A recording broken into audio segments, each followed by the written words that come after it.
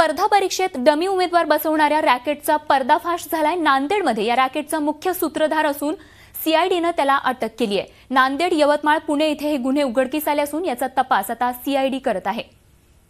तर नांदेडमधून ही धक्कादायक बाब आपण बघतोय।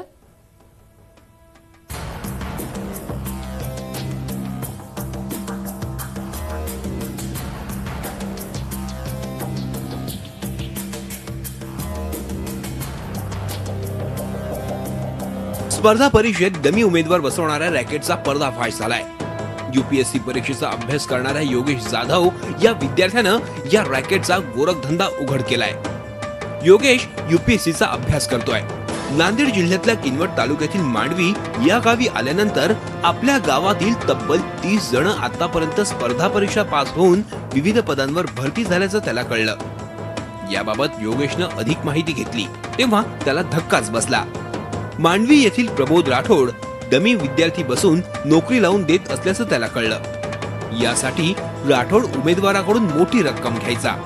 स्पर्धा परीक्षेसाठी ऑनलाईन अर्ज दाखल करतानाच विद्यार्थ्याचा फोटो आणि डमी परीक्षार्थीचा फोटो संगणकाच्या सहाय्याने मिळता जुळता केला जायचा। हॉल तिकीट आल्यावर डमी परीक्षार्थी परीक्षेला बसायचा। अशा पद्धतीची ही मोडस ऑपरेंडी होती। योगेशनं याबाबत माहिती अधिकारात माहिती मागवून या गोरखधंद्याचा छडा लावला।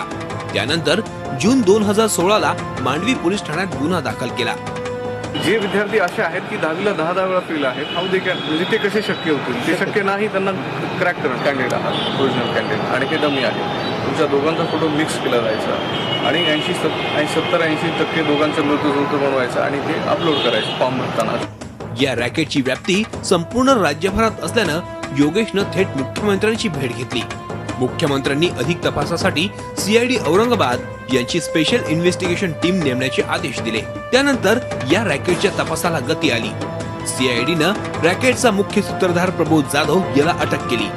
तसंच डमी विद्यार्थी म्हणून काम करणारा परभणी कृषी विद्यापीठाचा कक्ष अधिकारी अरविंद टाकळकर यालाही अटक करण्यात आली। आतापर्यंत या रॅकेटनं 40 जणांना अशा प्रकारे नोकरी मिळवून दिल्याचं समोर येत आहे। याबाबत सीआयडी अधिक तपास करतेय।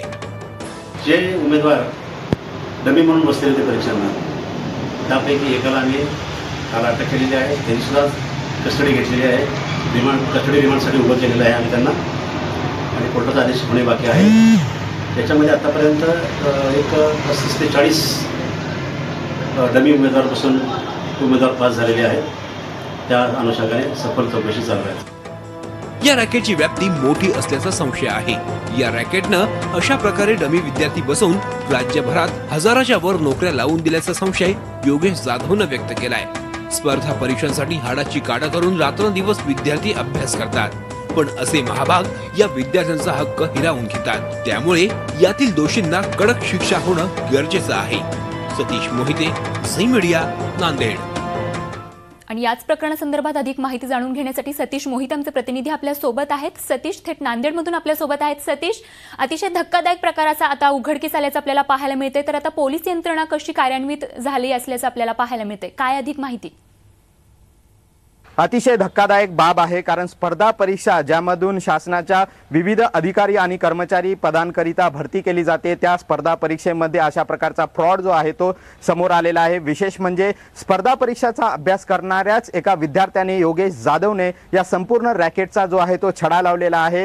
योगेश जाधव ज्या गावी राहतो किनवट तालुक्यातील मांडवी, त्याच्याच गावामधून 30 जण जे आहेत ते स्पर्धा परीक्षाच्या माध्यमातून विविध अधिकारी आणि कर्मचारी पदांवर गेलेले आहेत अशी माहिती योगेशला मिळाली होती। त्यानंतर योगेशने याबाबत अधिक माहिती जाणून घेण्याचा प्रयत्न केला। त्यावेळेस त्याला या संपूर्ण रॅकेटची धक्कादायक बाब जी आहे ते माहिती मिळाली आणि त्यानंतर त्याने आरटीआय म्हणजे माहिती अधिकारात या संपूर्ण परीक्षा कशा घेतल्या जातात, प्रवेश पत्र कसे यांनी मिळवले याची माहिती मागवली। त्यानंतर योगेशने जून 2016 साली मांडवी पोलिसांमध्ये याबाबत तक्रार दिली होती।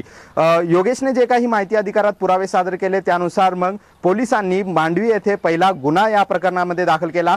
परंतु धक्कादायक बाब म्हणजे जून 2016 मध्ये पोलिसांमध्ये गुन्हा दाखल झाला असला तरी तपास मात्र शून्य होता। मात्र योगेशने आपले प्रयत्न प्रयत्न जे आहेत ते सोडले नाही. योगेश मुख्यमंत्र्यांपर्यंत जाऊन पोहोचला. मुख्यमंत्र्यांच्या कानावर त्याने ही बाब घातली आणि त्यानंतर मुख्यमंत्र्यांनी या प्रकरणात CID चौकशीचे आदेश दिले. आता CIDचे पोलीस अधीक्षक जे आहेत ते केंगार 8 दिवसापासून मांडवीमध्ये ठाण मांडून बसलेले आहेत.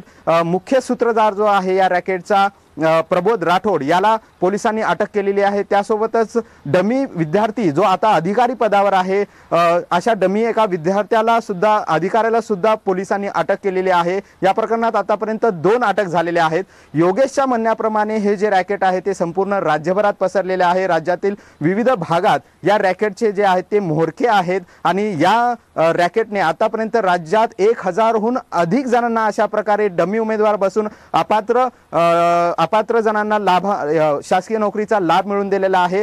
नक्कीच ही बाब अत्यंत धक्कादायक आहे. स्पर्धा परीक्षा देण्यासाठी विद्यार्थी 5-5 वर्ष 6-6 वर्ष अहोरात्र मेहनत करतात आणि त्यानंतर स्पर्धा परीक्षा देतात, परंतु त्या विद्यार्थ्यांचा एका प्रकारे हक्क हिरावून घेतलेला आहे या रॅकेटने. त्यामुळे या रॅकेटचे संपूर्ण मूळ शोधणं गरजेचं आहे.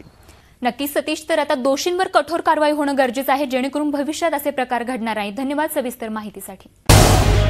झी 24 तास रहा एक पाऊल पुढे.